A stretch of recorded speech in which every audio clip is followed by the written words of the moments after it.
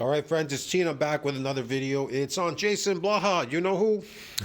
Our favorite neighborhood lifting slave, fitness, diet, vegan slave, whatever, gym slave. JasonBlaha. Now, is it about strength and fitness anymore? I guess it's about bodybuilding. Okay, let's review this video, man. Do a training max, then train like a bodybuilder. Ooh, do a training max, then train like a bodybuilder. Okay.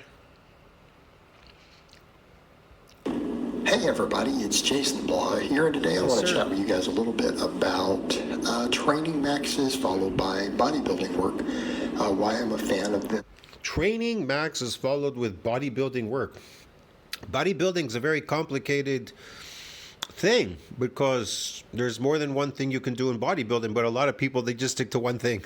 Concentric exercise. They never do eccentric negatives or eccentric exercises or even partial eccentric exercises. Man, that's why there's more going on with eccentric. But I watch people when they lift in the gym. I laugh when they throw weights up in the air.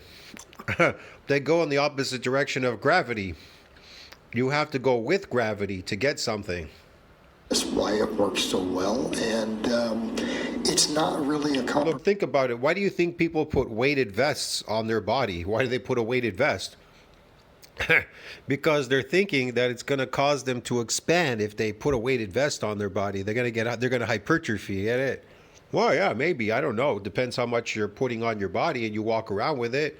Could the weight and the gravity and the food you're eating cause the cells to hypertrophy? Well, yeah, most likely. It'll have to adapt to that over a period of time, though. But that takes very long. But like I said, you're going against gravity, so you're wearing a vest. Yeah. Okay. Way of training, particularly for hypertrophy, and that's a point people miss with this, because every time hypertrophy, I just think this. I think if you really truly want to get super strong, and I mean really super strong, then you need to focus on eccentric negatives and eccentric movements and eccentric partials. They do a lot. The full eccentric movement. An eccentric movement, okay? Let's just say an eccentric movement. And a partial movement will allow you to lift a lot heavier, and it'll be unilaterally. It'll be in a different direction, something you've never done before. I suggest if you've never done eccentric exercises, you go out and figure it out really quickly and start moving on with that if you want to get some new adaptations, my friend. Yeah. Otherwise, you're just sitting there wasting your time like a duck. Like this guy, he's a waste of time. He does the same things day in and day out, expecting a different result. And guess what the results are? Look at him. It's always the same. A zero. A zero. The topic of strength training comes up, and then we discuss hypertrophy. What is this topic of strength training? If they're telling you in science, like I did in all those reports and all my videos, it says in PubMed, NCBI, everywhere, it tells you, man, eccentric exercise is superior to concentric. Why would they even mention that? And then they explain why. Why would they say that if it wasn't? You understand what I'm trying to explain to you? You understand what I'm explaining? It is associated with muscle damage. Okay, eccentric exercise. So what does that mean to you? What does that mean to you? If you're going on the up force, so that means you have to do everything the opposite on the down force, okay? Just do all your exercise down force. You figure it out.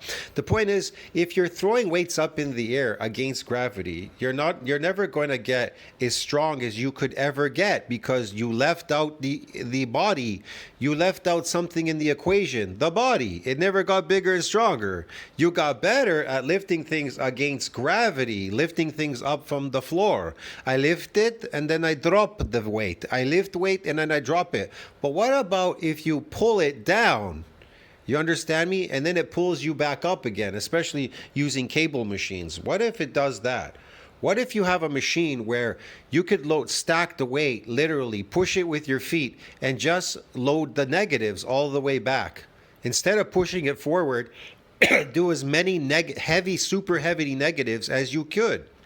In other words, you probably couldn't push that stack of weight. forward in the concentric exercise, but in the eccentric you're able to take the negatives in, and then when you do come back maybe a week later, well, you're able to do the concentric now. It's so easy, get it? Yeah, that's the whole point. Busting through plateaus, busting through M&D size limit, busting through the repeated bout effect phenomenon, protection of muscle damage by doing these eccentric exercises instead of throwing your arms up in the opposite direction against gravity like a yo-yo. Everyone's like, well, there's give and take and there's compromise, and there is a degree of truth to that. There's a degree of truth to that, but you want to see what a lot of bodybuilders get?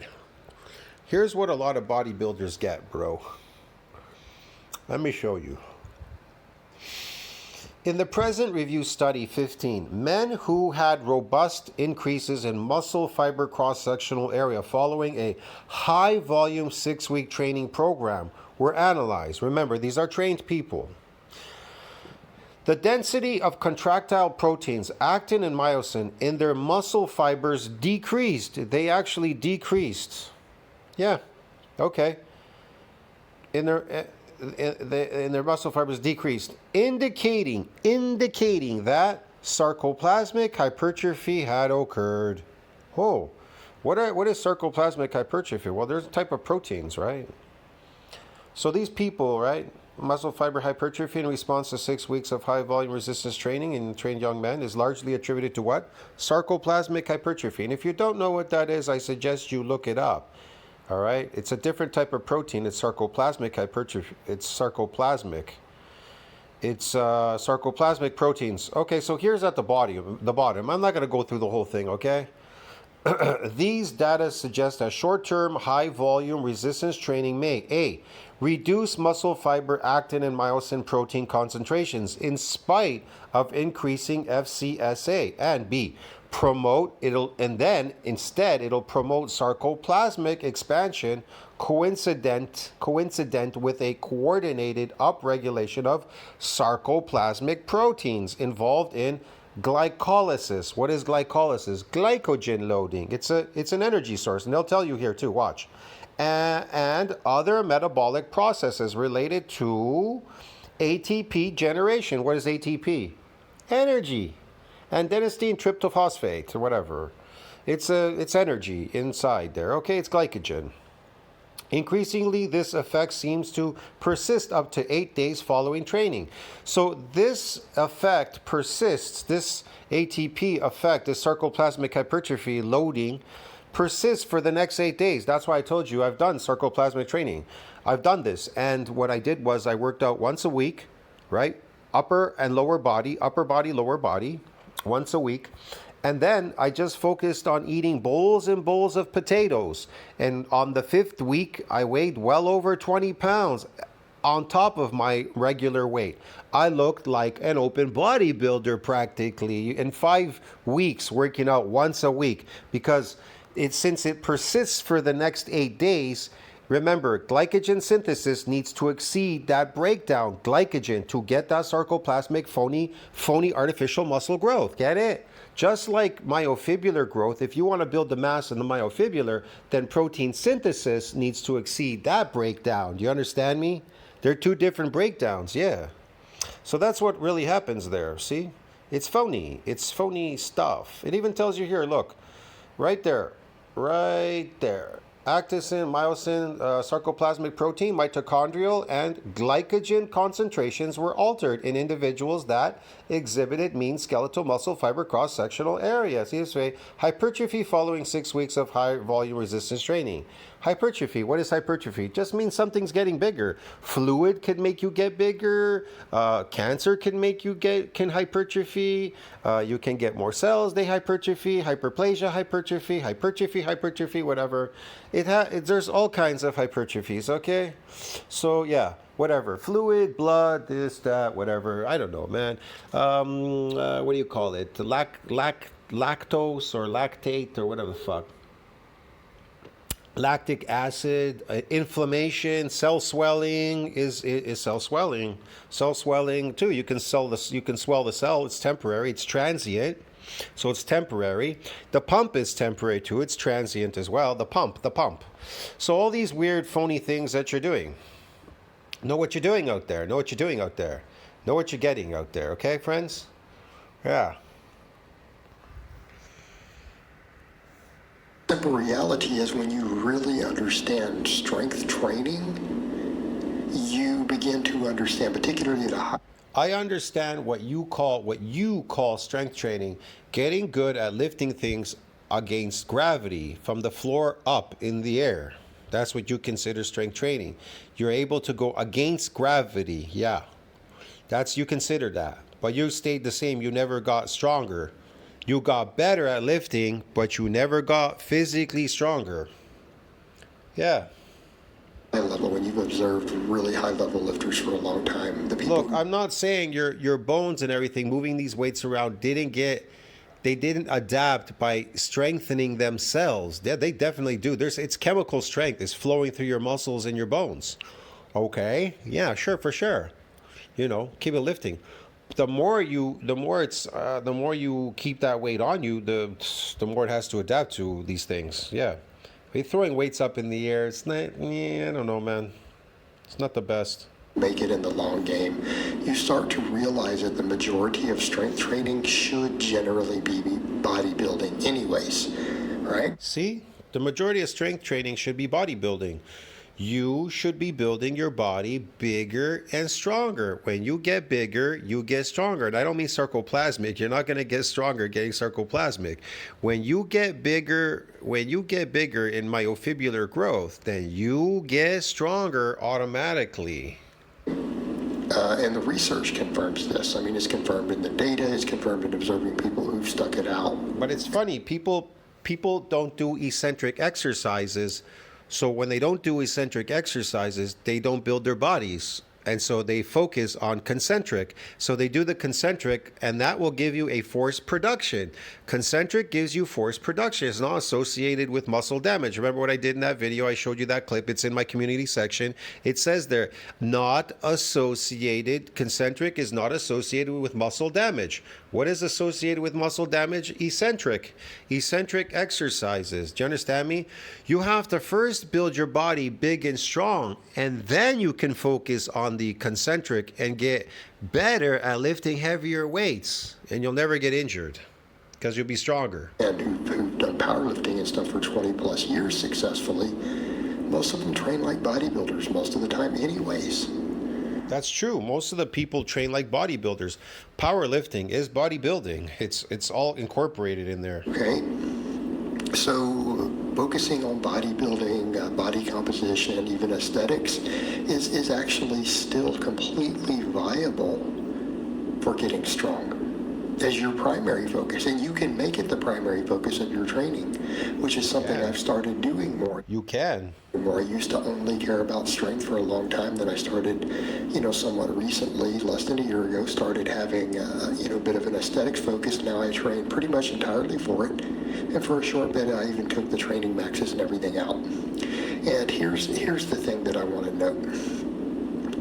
When it comes to the bodybuilding type training, it will absolutely carry over to your big lifts. And it's been seen over and over and over and over. You've seen plenty of serious powerlifters who jumped over, or bodybuilders, they jump over into powerlifting. What happens? They're very successful at it. Because They are very successful bodybuilders when they jump over to powerlifting because they're stronger. That's why. Muscular base. Have you seen those 70 bodybuilders that were powerlifters? Jesus, they just look fucking massive, bro. It was crazy in the 70s. Some of these people, I remember these magazines, and they were like showing this guy because, at the time they just called it weightlifting. They didn't say like powerlifting. They said weightlifting. And then you could see them lifting something heavy off the floor. They just fucking look massive, bro. It was crazy. And this is something that I think really needs to be said. The truth is building a strength base. And when I say a strength base, getting good at maxes. Yeah, okay. Anyways, but those are drug guys, man. So there's the drug addicts. But natural people, a normal person, a normal body, a normal person, whatever, doing specific things, yeah. It's going to be totally different. Isn't always going to help you get bigger. Okay. It's not. Look, I'll give you guys advice. I suggest that you focus on eccentric exercises. I mean everything eccentric. Start going eccentric as much as possible as you can. Yes, yes. The downforce, remember that. Cable machines will help you with the downforce. There's other machines where you could step with your foot and do the negatives, like for the bench pressing stuff. They have these machines, or your friends can help you with the negatives. You understand me? They can help you with the negatives. They can lift and then you lower. They lift and you lower. So there's a lot of things you could do. You could lay on the floor and do a Smith machine. You could lay down on your back and use your legs in the opposite direction where the force is coming down. You understand me? The force is coming down, you're pushing up. Or you could use a cable machine. You can wear like a belt, a chained belt, and you can tie it from the top. Force your legs to go down as opposed to going up in the opposite direction. Now, I'm not saying you can't do both. You can try from the bottom up and down, and you can try from the top, hook it, and then try forcing it down. The weight, yeah, with your legs. I hate to have to say that, and I agree with some researchers. It may not be that. When it comes to the lat pull down, don't pull it like everybody else. Flatten your back out. Lay all the way back. Flatten your back out. Do close grip rows like that. Do wide grip rows like that for your back. And then do close grip rows like inner, like close grip, like supinate your wrists opposite direction. So you could do your lower back. And then if you want a close grip, you could put one of these close grip bars on there and then pull down, right? The one that does the lower lat. Sorry about that. That thing just like conked out. But anyway. To have to say that, and I So you get the idea, man. Something you need to figure out and focus on, all right? agree with some researchers. It may not be that big of a deal. Now, does that mean if your strength is going up because you're getting bigger? It's not. Well, that's not a problem. No, that's helpful. But putting all of your efforts. Is your strength going up because you're getting bigger? And then he's like, that's not a problem. Yeah, if you get bigger myofibulars, more myofibullar growth, yeah, your strength will go up. It's a kind of, yeah, hello. Into really low rep training, and I'm not talking about novices. I think novices do great on 3x5. Look, low rep training helps with lifting something in the opposite direction, the concentric movement, but it's not associated with muscle damage. People just don't understand that. 5x5s. And they just throw their arms up in the air. You're getting better at doing those movements repetitively over and over again. That's why you're all in stagnation, because none of you are doing the eccentric movements there are associated with muscle damage. You know, for the first 6 And you're going to say, well, muscle damage, does it help in building muscles? It does. It does. You're getting more myofibullar growth. Hello. You want to just stay there as a chronic lifter, swelling your cells, swelling them up? And even then, you're not eating enough protein to exceed that breakdown in protein, so you could build up mass on the myofibullar. You're not even doing that properly. So you may as well just damage them and then repair and remodel them and just eat as much as you can. Here's the thing. If you were on a bulk diet and you did damage muscle fibers, you definitely wouldn't get fatter. You'd get bigger in more muscle growth. But all of your exercises are concentric and they're failing you. They are a failure. months, but then they really need to start putting a lot of accessory work in. But that's not what we're talking about, because that's not true hardcore strength training. That's just base building. Okay, and if you're doing any progressive over... That's just base building, yes. On big movements, you're going to get bigger and stronger. That's going to happen. We're not talking about any sort of dedicated training either way. But Look, if you cause more damage to the weaker, deeper muscle fibers, then the deeper ones will have a chance to repair and remodel bigger and stronger. And you too must eat as well. And here's another thing. You wouldn't want to work out during that time after your workout session, because you're going to be damaged, bro. You're going to be in pain and shit. You're going to have painful movement, restriction, and everything. You're not going to want to come back there and lift fuck all. So that's the time when you're going to grow. So now focus on growing. There's an open window there. Protein synthesis has been extended for an entire week. Blood levels have been elevated. Look, I'll explain this. If you keep coming in as a chronic lifter, lifting, there's an open window for protein breakdown as well for synthesis, but it's a breakdown as well. And so that can last 24, 48 to 72 hours. You're still breaking down proteins, and then you keep coming back to the gym. I gotta do my bro splits, this, that. You're all in limbo failure. Did you read that thing in my community section? Yeah, the cell swelling. That's what it's associated with. Chronic lifting is associated with RAS and hypoxia, oxidative stress. And what is that? Nothing. Your cell swells. What is that? That's what do you call it? Inflammation. The cell swells. These cells, the muscle cells, you swell them through inflammation. So they hypertrophy. They're transient. It's temporary. But the cell itself will not grow unless protein synthesis exceeds that breakdown. Do you understand me? You need to be in an anabolic growth state. Yeah, you have to suppress the breakdown so that now proteins can build up. And how do you do that? You got to eat a fuck ton of load of food, bro. Get it? I hope you have money. Things I tell people early on, and I've said this a very, very, very long time. What was the first thing I got famous for in the fitness community? No, don't worry about stuff in the middle. Yeah, he got famous for being an idiot and a merc and shit and all these crazy things. That's what he got famous for. First thing, my novice 5x5 program. That is what got me my first several thousand. Your novice, fake, whatever. You bought your subscribers. Don't lie. Followers, and it was just taking some popular 5x5 methods and adding curls and some other smaller movements in for higher reps, and it worked like a charm. Okay, it worked like a charm, and a lot of people would see that and say, "Oh, well, that's pretty normal now," but at the time, it wasn't. Have you ever heard of this? You become that what you think about. If all you think about is this, that's what you become. He's become that of which he thinks about all day long. That's what he's become. He's become that. Failure. That's why it made me popular back then.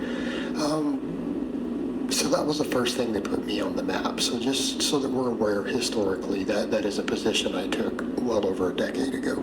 Yeah, that's what put him on the map, bro. Come on. That's what put him on the map. So the point is, it's not what we're talking about, that we're talking about as we get further along. What I'm saying is the longer you've been training, the more of your training should be focused towards maximizing hypertrophy. Period. Well, yeah, it should be, your training should be hypertrophy. Whatever you want to call it. I don't think it should be, it shouldn't be sarcoplasmic hypertrophy. It should be based on myofibular hypertrophy growth, okay? Okay. And it should be eccentric movements. Look at him. He's doing all concentric. All his movements are concentric. No movement that he has done yet in his garage equates to eccentric. It's all concentric. And you know concentric is associated with what? Nothing. Eccentric is associated with muscle damage. If that's associated with muscle damage, then, and that's the driver of growth and protein synthesis, then what is concentric? What does it do exactly? Nothing. It increases chemical strength, making you better at lifting something against gravity. Hello? Yeah. That is really how you build your strength ceiling anyways. And then you're probably going to look better. So here's what I would say to people. Just focus on hypertrophy. No, he's not focused on hypertrophy. What he's focused on is aesthetic look, lower body fat. That he just keeps repetitively lifting here to lower his body fat. He thinks these weights have magic power. They're going to lower his body fat, swinging his arms up in the air.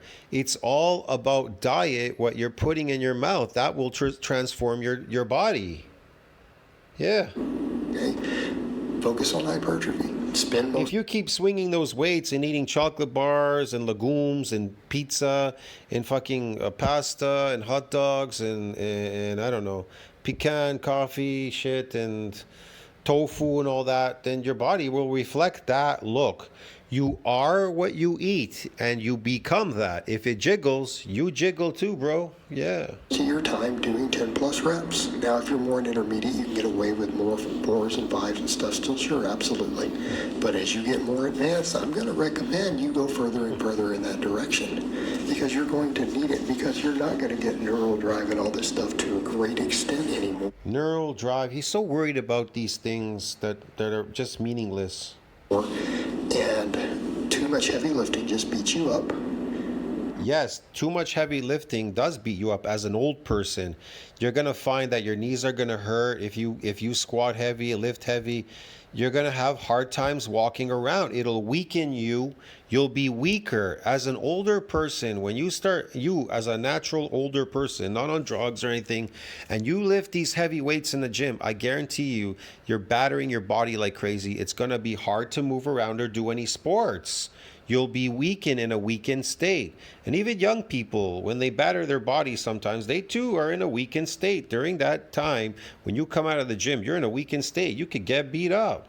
You could fucking damage yourself, cause, broken whatever, or twist something or whatever. You're in a weakened state now. Yeah. So you have to be very careful,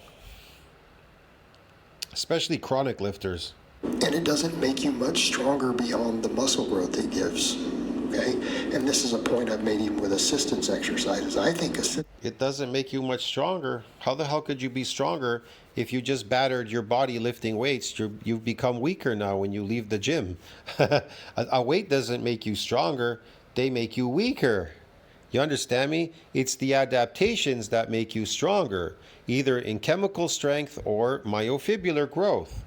Those two. Resistance exercises, to some extent, barring true weak points, are overrated outside of their ability to just... And they don't happen right away. They take time.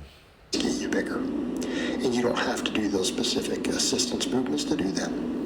Anything that gets you bigger is going to make you stronger. So the point is...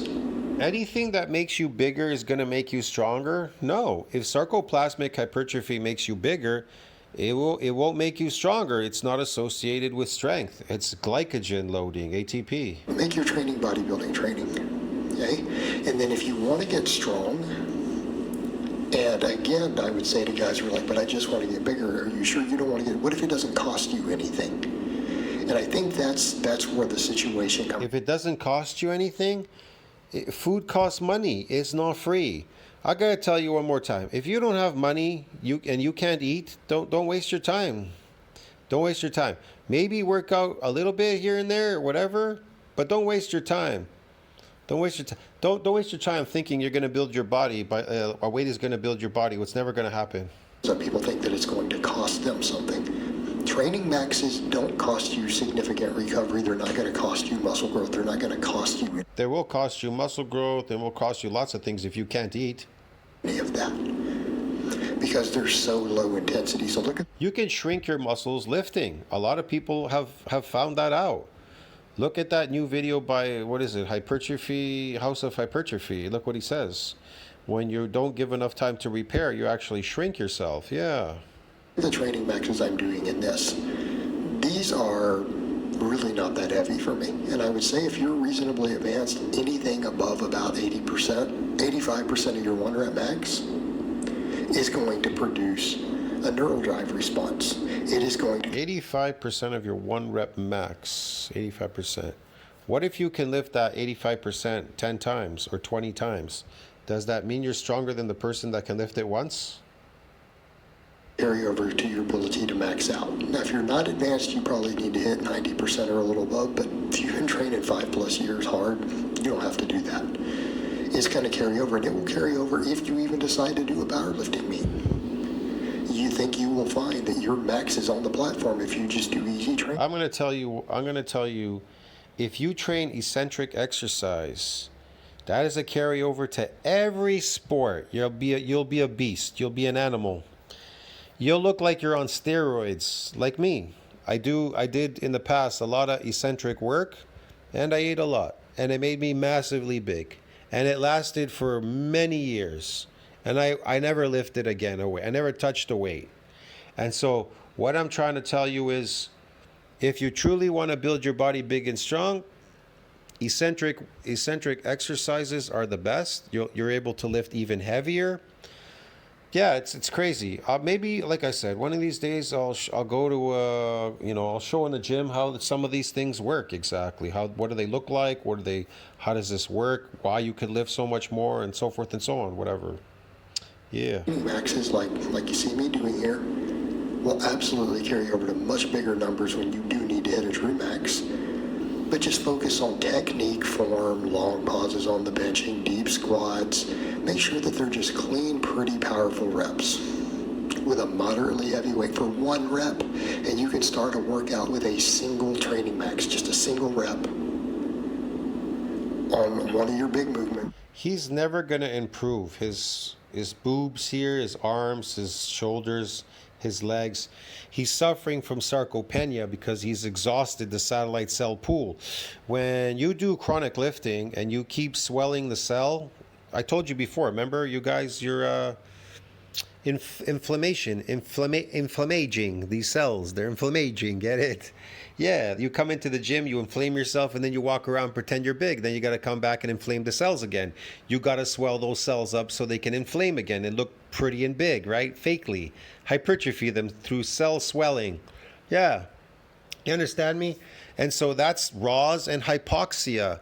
That rusts your body out. That rusts you from the inside out. Yeah. That RAWs, hypoxia, oxidative stress, it rusts. It's like a car outside. It's rusting you with salt. You're rusting your body from the inside and out, and this is what appears. You look like sarcopenia. He looks like sarcopenia. Like I told you, I'm 10 years older than him. I don't look like him. I look better than him. I look younger. It will build plenty of... I look like a bodybuilder. I look strong, and I'm strong. And I'm strong. I don't need to prove myself to anybody on the internet. I don't really give a shit about the internet, okay? I don't care about YouTube. Just because I didn't take my camera and I had to keep filming myself for my best lifts and all that. I don't have time to do any of that stuff. I didn't have time. I didn't really. I made some parody videos, but people put them out like they were real or something. Like, look at how much he's lifting or whatever. They care too much about what you're lifting, but they don't care about how strong and big and strong you could get. They're just so busy about being small and lifting a heavy weight instead of being big, jacked, and lifting. You understand me? World rival will build plenty of strength while comprising less than 5 minutes of your workout. It will just be a blip on the radar. It's almost... That's why I make fun of them, because they all in their crazy, stupid mind, they think, well, if you get a stronger, you get a bigger. Eccentric exercise is associated with force production. But if you get a stronger doing eccentric exercise, you don't get a bigger. You don't get a big, unless it's sarcoplasmic, but you do not get a bigger doing these concentric exercises. What you get is sarcoplasmic hypertrophy. I tried to explain this before.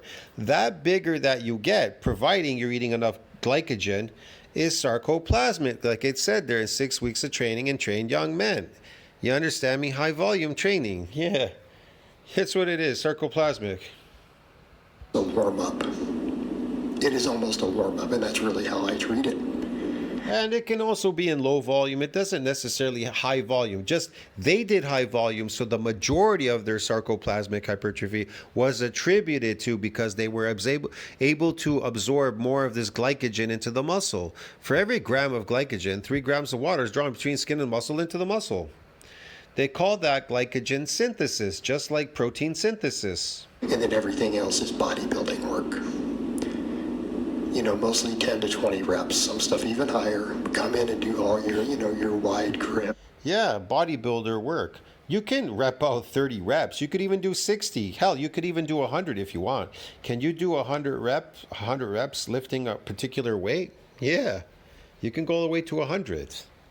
And so what? Benching, your incline benching, your pull-ups, your machine leg work, your leg presses, your leg extensions, hamstring work, curls, do all of it. Just train like a bodybuilder after that. And if you do that... Look, the majority of bodybuilders and the majority of powerlifters all train, because I see their training, it's all concentric. It's all concentric. What is it associated with? Chemical strength. What else is it associated with? When it becomes high volume. Why is the bodybuilder bigger than the powerlifter?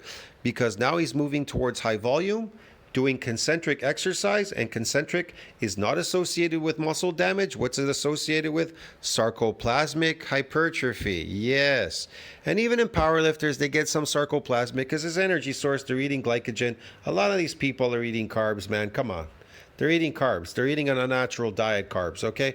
And it's loading in the muscle as ATP. That's what you're getting, okay? These artificial muscles. That's why bodybuilders look so massive, because more volume work will equate to more sarcoplasmic hypertrophy in the muscles, okay? The end result, you're going to end up being bigger and eat a good diet. You're going to be leaner. You're going to look a hell of a lot better.